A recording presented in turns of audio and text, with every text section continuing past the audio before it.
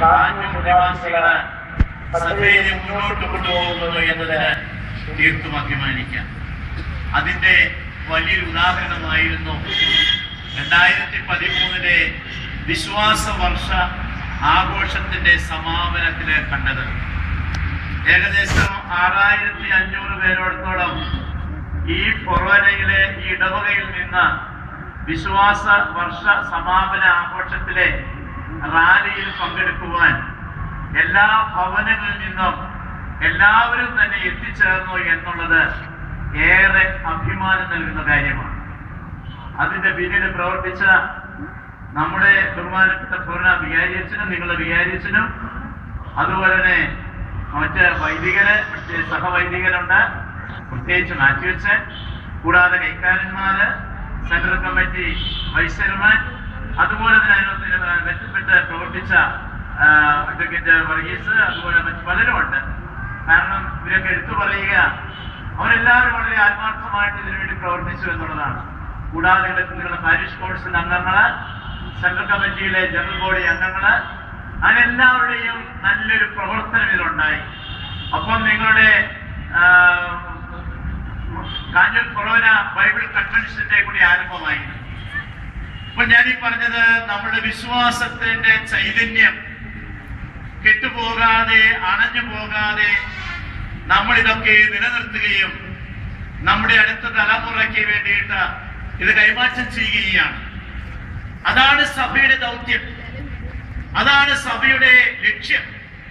അതായത് നമ്മുടെ പൂർവികര് നമുക്ക് കൈമാറ്റം തന്ന വിശ്വാസ സത്യങ്ങൾ അത് അടുത്ത തലമുറയ്ക്ക് കൈമാറുക. 2000 ദിവംഗതനായ ജോൺ പോൾ രണ്ടാമൻ മാർപ്പാപ്പ ആഗോള സഭയ്ക്ക് വേണ്ടിയിട്ട് മതബോധന കാറ്റീസം പുസ്തകം പുറത്തിറക്കി. ആ പുസ്തകത്തിന്റെ ആമുഖത്തില് പരിശുദ്ധ പിതാവ് സൂചിപ്പിച്ചത് ഇപ്രകാരമാണ്: അപ്പസ്തോലന്മാരാൽ കൈമാറ്റപ്പെട്ട വിശ്വാസ സത്യങ്ങള് കലർപ്പില്ലാതെ ഇന്നത്തെ തലമുറയ്ക്ക് കൈമാറുക എന്നതാണ് സഭയുടെ മിഷൻ പ്രവർത്തനം. അപ്പസ്തോലന്മാരാൽ കൈമാറ്റപ്പെട്ട വിശ്വാസ സത്യങ്ങള് കലർപ്പില്ലാതെ ഇന്നത്തെ തലമുറയ്ക്ക് കൈമാറുക എന്നുള്ളതാണ് സഭയുടെ മിഷൻ പ്രവർത്തനം. ഇവാഞ്ചലൈസേഷൻ എന്നോ സുവിശേഷവൽക്കരണം എന്നോ ഏത് പേര് വേണമെങ്കിലും അതിനുപയോഗിക്കാം. വിശ്വാസ സത്യങ്ങള് കലർപ്പില്ലാതെ, ഓരോ വാക്കും വളരെയേറെ അർത്ഥവത്താണ്. എന്ന് വെച്ചാൽ എന്താണ്? യോഹന്നാൻ ശ്ലീഹ പറയുന്നുണ്ട്, ഞങ്ങൾ കണ്ടതും കേട്ടതും സ്പർശിച്ചതും അനുഭവിച്ചതുമായ ജീവന്റെ വചനത്തെ കുറിച്ചാണ് ഞങ്ങൾ നിങ്ങളോട് പ്രസംഗിക്കുന്നത്. ഞങ്ങൾ കണ്ടത്, കേട്ടത്, അനുഭവിച്ചത്, സ്പർശിച്ചതുമായ ജീവന്റെ വചനം അതാരാണെന്ന് നമുക്കറിയാം, യേശു ക്രിസ്തു. ആ യേശു ക്രിസ്തുവിനെ കുറിച്ചാണ് ഞങ്ങൾ നിങ്ങളോട് സംസാരിക്കുന്നത്. പൗലോസ് അപ്പോസ്തലൻ പറയുകയാണ്, അതുകൊണ്ട് സ്വർഗത്തിൽ നിന്ന് മാലാഖമാര് വന്ന് ഇറങ്ങി നിങ്ങളോട് പറഞ്ഞാൽ നിങ്ങൾ അത് എന്ത് ചെയ്യണമെന്നാ പറഞ്ഞത്? ആർക്ക് പറയാം? മാലാഖമാര് സ്വർഗത്തിൽ നിന്ന് ഇറങ്ങി വന്ന് നിങ്ങളോട് പറഞ്ഞാൽ എന്ത് ചെയ്യണമെന്നാ പറഞ്ഞത്? വിശ്വസിക്കണമെന്നാണോ വിശ്വസിക്കരുതെന്നാണോ? വിശ്വസിക്കരുത് എന്നാ പറഞ്ഞത്. മനസ്സിലായോ? ഞങ്ങൾ പഠിപ്പിച്ചതിന് വിരുദ്ധമായിട്ട് സ്വർഗത്തിൽ നിന്ന് മാലാഖമാര് വന്ന് ഇറങ്ങി നിങ്ങളോട് പറഞ്ഞാൽ അത് വിശ്വസിക്കരുതെന്ന്. കാരണം എന്താണ്?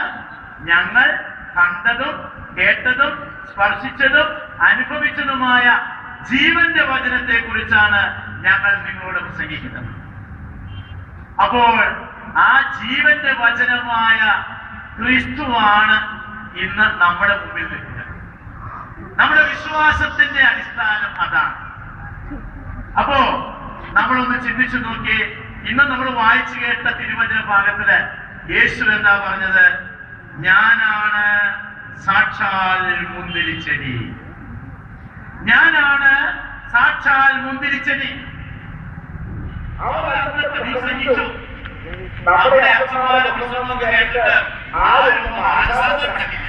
ഇവിടെ ആയിരക്കണക്കിന് ആളുകളുണ്ട്, പക്ഷേ ആരും മാനസാന്തരപ്പെട്ടില്ല. എല്ലാവരും കേൾക്കുന്നുണ്ട്. നല്ല പ്രസംഗമാണെങ്കിൽ നന്നായെന്ന് പറയും, പക്ഷെ എന്തെങ്കിലും കിട്ടിയെന്ന് ചോദിച്ചാൽ ഒന്നും കിട്ടിയോളൊന്നുമില്ല. അത് ഒരു കേട്ടു. കുറെ അച്ഛന്മാർ നല്ല ശബ്ദമുണ്ട്, കുറെ അച്ഛന്മാർ നല്ല ഭാഷ ഉപയോഗിക്കും, മലയാളത്തിൽ നല്ല ഭാഷ ഉപയോഗിക്കും, ചില നല്ല കഥകൾ പറയും, ചിലരൊന്നും ചിരിക്കുന്നു പറയും, ചിലർ പറഞ്ഞൊന്നും മനസ്സിലായില്ല, അത് നേരത്തെ പറഞ്ഞു പറയും. അങ്ങനെ നമ്മളുടെ ഭാഷ അല്ലെങ്കിൽ നമ്മൾ പ്രസംഗിക്കാൻ മാനസാന്തരമുണ്ടാകാം. പക്ഷേ പത്രോസ് പ്രസംഗിക്കുന്നതിന് ശേഷം പത്രോസ് പ്രസംഗിച്ചപ്പോൾ ആദ്യ ദിവസം തന്നെ 3000 ആളുകൾ മാനസാന്തരപ്പെട്ടവരാണ്. ഈ ഭാഷ എന്ന് പറയുന്നത് അതൊരിക്കലും മാത്രമല്ല. എന്ന് വെച്ചാൽ അന്ന് പെന്തക്കോസ്താലിന് ജെറൂസലേമിന് ആയിരക്കണക്കിന് 10,000 ജനങ്ങൾ വരും. അപ്പോൾ അവരെല്ലാവരും വന്നു കഴിയുമ്പോൾ അവര് ജെറൂസലേം മാത്രമുള്ളവരല്ല, മറ്റ് നാടുകളിലുള്ളവരും എന്ന് വെച്ചാൽ വിദേശത്തുള്ളവരും എന്ന് വെച്ചാൽ നമ്മുടെ ഇതേപോലുണ്ടാകും. ഇതേ യഹൂദനുണ്ടായി. അതുകൊണ്ടാണ് ഈ ഒരേ ഭാഷ സംസാരിക്കുന്ന ആളുകളുണ്ടായിരുന്നു. അതുകൊണ്ടാണ് അദ്ദേഹത്തിലുള്ള നടത്താൻ എളുപ്പമായത്. അതായത് മുസ്ലിം പഠനം കൊടുക്കുന്നവര് അത് ചരിത്രപരമായിട്ട് ഇല്ല, ഇത് ബോംബെയാണ് ഭാഷയിൽ പറയാ. അന്നത്തെ മുസ്ലിം പഠനം അതായത് കൊടുക്കുന്നവര് ചരിത്ര നമ്പറിയാം പുരാവസ്തു ഗവേഷണത്തിന്റെ പ്രദേശമാണ്. അവിടെ നിന്ന് യേശുവിനകത്തിന് മുമ്പുള്ള റോമൻ പേർഷ്യൻ നാടുകളൊക്കെ കണ്ടെടുത്തിട്ടുണ്ട്. അപ്പോൾ ആ പ്രദേശമാണ് തോമസ് ഒരു വാഹിയായിട്ടുള്ള ഒരു എവിഡൻസ് പറയാൻ സാധിക്കും.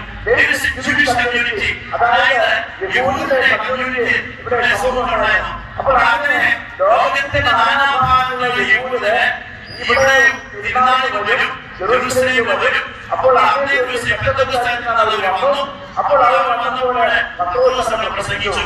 എന്താണ് ഭാഷാന്തരമുണ്ടായ വിവിധ നാടുകളിലെ രാജ്യങ്ങളിലെ വിവിധ ഭാഷകള് സംസാരിച്ചിരിക്കുന്ന ജനങ്ങള് ഈ ജെറൂസലേമിൽ ഒരുമിച്ച് കൂടിയപ്പോൾ വ്യക്തമായിക്കോ.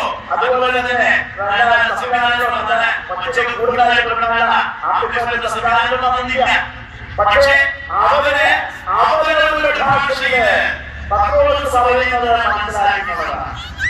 അവരുടെ ഭാഷയിൽ, അതായത് അരമായ ഭാഷ, യേശു സംസാരിച്ച ഭാഷ അരമായ ഭാഷയാണ്, സുറിയാനിലെ മറ്റൊരു പഠനങ്ങളാണ്. അപ്പോൾ ആ ഭാഷയായിരുന്നു. പക്ഷെ അവരുടെ ഭാഷയില് അവർക്ക് മനസ്സിലായി.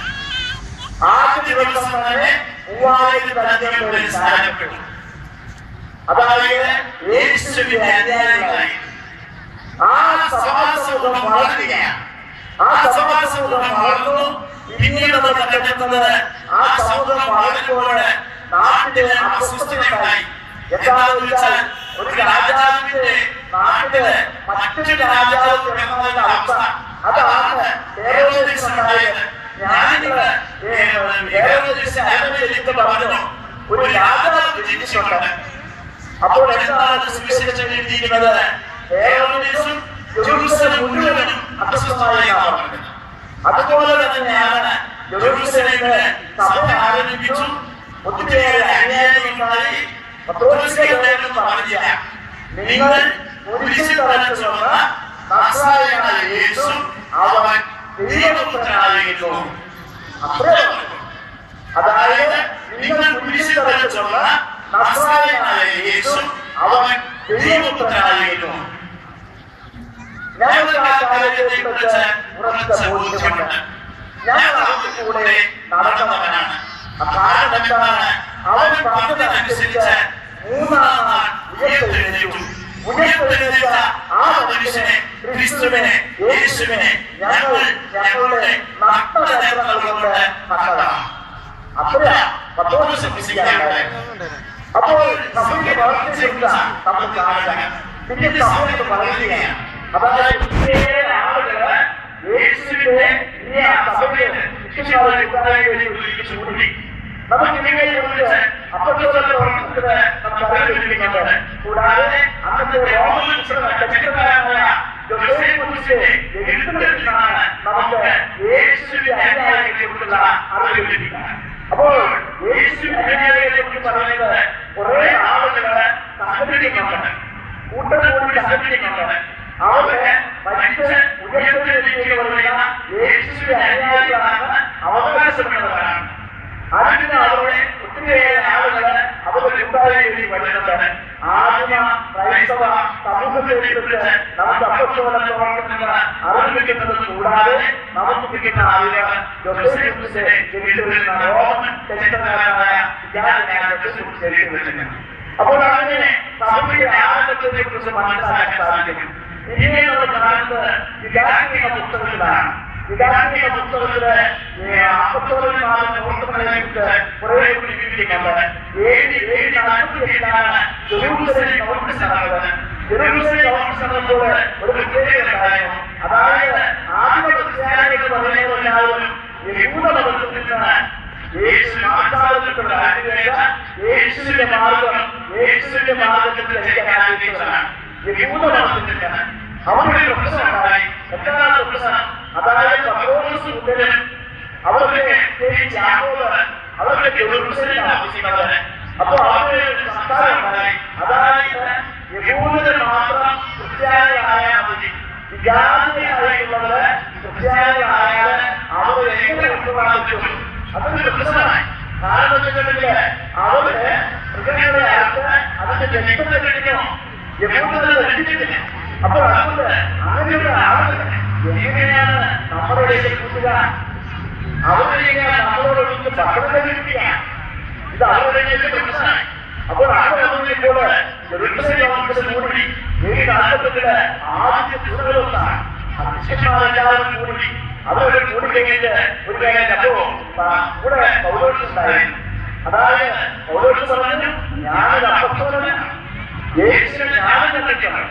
നമുക്കറിയാം സാധുവാണ് സാക്ഷാത്പ്പെട്ട് പൗലോസായത്. സാധുവെന്ന് പറയുമ്പോൾ 2 പൗലോസുണ്ട്, റോമൻ പൗലോസുണ്ട്, അതുപോലെ തന്നെ യഹൂദ പൗലോസുണ്ട്. അവൻ നല്ലൊരു അഡ്വക്കേറ്റാണ്. ജമാഅത്തെ എന്ന് പറഞ്ഞ അറിയപ്പെടുന്ന അഡ്വക്കേറ്റിന്റെ കീഴില് പരിശീലനമാണ് പൗലോസ് സാവൂള്. അപ്പോൾ അങ്ങനെ നിയമത്തെയും ഭക്തിയുടെ അറിയാവുന്ന വ്യക്തിയാണ് പൗലോസ്. ആ പൗലോസിനാണ് മാനസാന്തരം ഉണ്ടാകുന്നത്. ക്രിസ്ത്യാനിയെ പീഡിപ്പിക്കാൻ വേണ്ടി ഹിന്ദുവുമായിട്ട് കൽപ്പിയുമായിട്ട് പോയ പൗലോസിനാണ് മാനസാന്തരം ഉണ്ടാകുന്നത്. മാനസാന്തരം ഉണ്ടായി ഈ ജീവിപ്പിക്കുന്ന ക്രിസ്തുവാണ് ഞാനെന്ന് അവർക്ക് അശ്വര്യവാദം കേട്ടു. അവരതനുസരിച്ച് അത് മാനസാന്തരം ഉണ്ടായി. പിന്നെ അവൻ ക്രിസ്തുവിന് വേണ്ടി പ്രയത്നിക്കുന്നതെന്ന് മനസ്സിലായി. യേശുവിന്റെ മനസ്സ് ശക്തമായി വ്യാഖ്യാനിച്ചത് പൗലോസാണ്.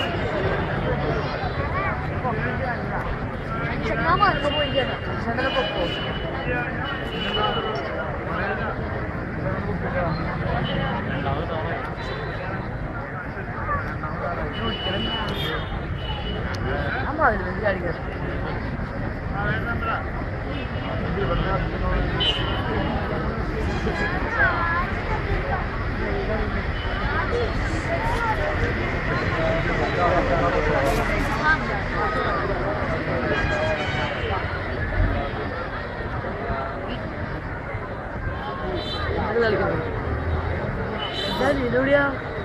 അവിടെ മുന്നിലല്ലേ?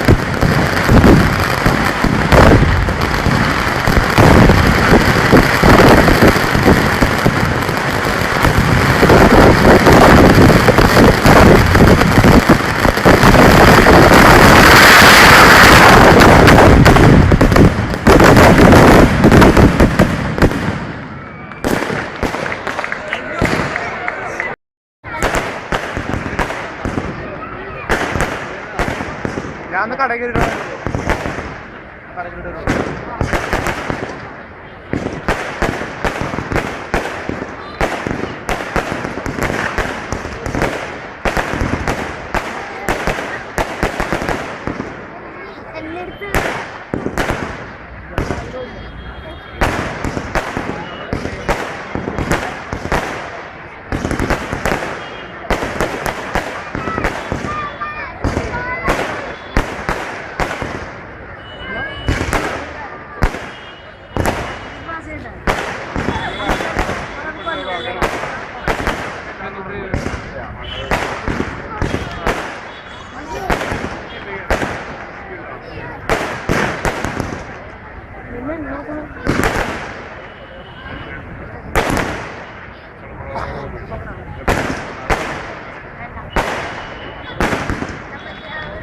¿Cómo fue?